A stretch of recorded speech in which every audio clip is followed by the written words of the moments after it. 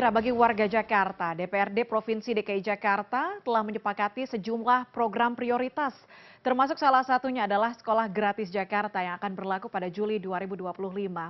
Dalam nota kesepahaman yang tercantum, sekolah gratis akan meliputi jenjang SD, SMP, dan SMA bagi sekolah negeri ataupun swasta. Dan saat ini sudah bergabung bersama kami ada Muhammad Tamrin, Ketua Komisi E DPRD DKI Jakarta. Kita sapa langsung. Halo Pak Tamrin, selamat siang. Selamat siang, Mbak Puspa. Pak Tamrin, mungkin ini menjadi gebrakan begitu ya untuk warga Jakarta mendengar hal ini, sekolah gratis untuk seluruh warga Jakarta, termasuk dengan sekolah milik pemerintah dan juga sekolah swasta. Angkanya ada 91,1 triliun kalau tidak salah. Berapa besar anggaran yang dialokasikan kemudian untuk sekolah gratis di Jakarta ini? Iya, sekolah gratis ini adalah sebenarnya dari MOU kita di masa Komisi E terdahulu. Itu sudah disepakati antara kita, Komisi E, dengan Dinas Pendidikan. Nah, target adalah ada dua, yaitu memastikan agar tidak ada lagi anak usia sekolah di Jakarta yang harus putus sekolah karena biaya dan dalam rangka pemerataan penerimaan bantuan biaya sekolah. Selama ini ada keluhan dari beberapa siswa yang bersekolah di sekolah swasta.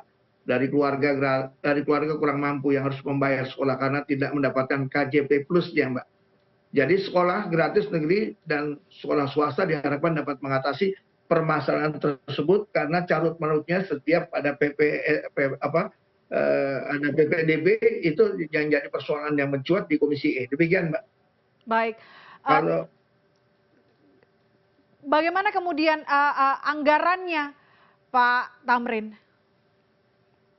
Iya, saat ini angka partisipasi yang murni atau APM untuk SMP masih 84,90%. Untuk SMA SMK masih 60,80%. Artinya masih ada 50% anak usia SMP yang belum sekolah. Dan 31% anak usia SMA yang belum sekolah. Untuk anggaran, untuk sekolah di kelas ini, hitungan kasar saya ada 3,5 atau 4,3 triliun, Mbak. Dari sisi pembiayaan sekolah gratis ini juga tentu akan disinergikan dengan program PIP atau KIP dari pemerintah yang diselenggarakan di pemerintah pusat. Baik. Pak Tamrin, bagaimana kemudian caranya menentukan siswa, mana yang berhak, mana yang tidak, kemudian mana yang sudah mendapatkan haknya dari KJP Plus untuk bisa kemudian menikmati fasilitas sekolah gratis yang akan berlaku nanti Juli? Ya tentu, ini ada regulasinya, penentuannya berbasis sekolah, bukan siswa.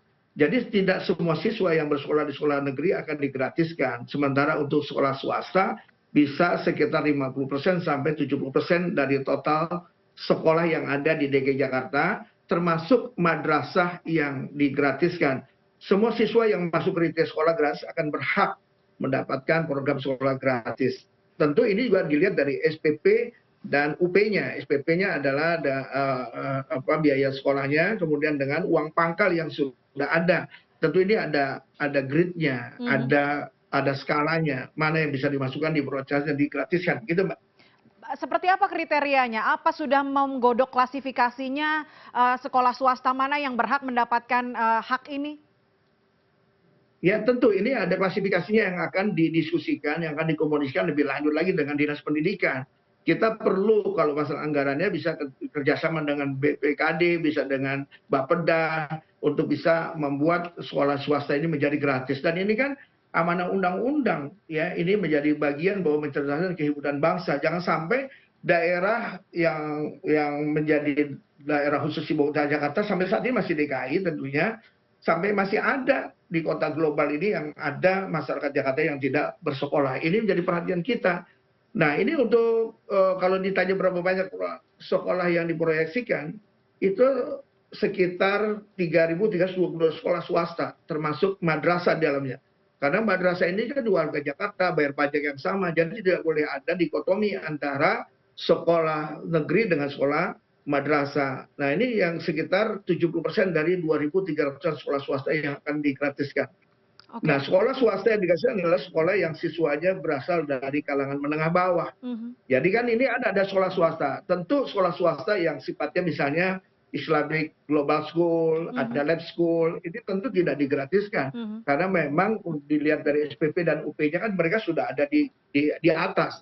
Tentu yang kita fokuskan dari Komisi E dengan pemerintah adalah supaya sekolah-sekolah swasta yang ada di bawah tingkat bawah. Sehingga ketika ada PPDB yang berkaitan dengan zonasi, ada masyarakat kita, masyarakat duafa kita tidak terakomodir di sekolah negeri, maka dia di sekolah swasta.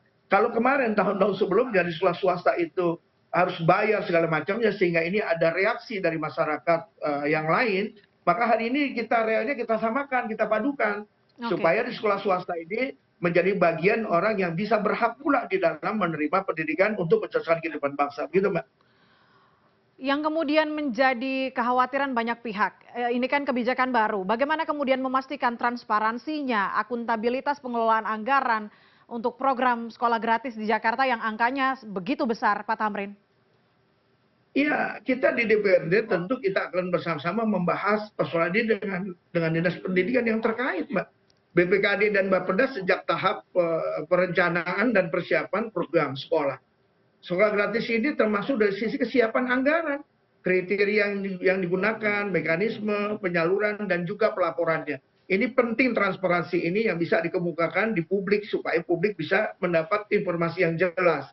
Selanjutnya pada tahap implementasi, kami juga akan melakukan pengawasan untuk memastikan program sekolah gratis negeri dan swasta ini tepat sasaran dan menjawab dua permasalahan tersebut, yakni keadilan, pemerataan, dan meningkatkan angka partisipasi sekolah. Sehingga masyarakat Jakarta menjadi itminan, tenang, damai, tidak ada reaksi, tidak ada persoalan, tidak ada pergolakan setiap kita memasuki tahun ajaran baru. Begitu, Mbak. Baik. Kita pantau nanti bagaimana realisasinya sekolah gratis untuk seluruh warga DKI Jakarta. Pak Tamrin, terima kasih banyak sudah bergabung bersama kami di CNN Indonesia News Hour. Ya, terima kasih sama-sama Mbak Puspa.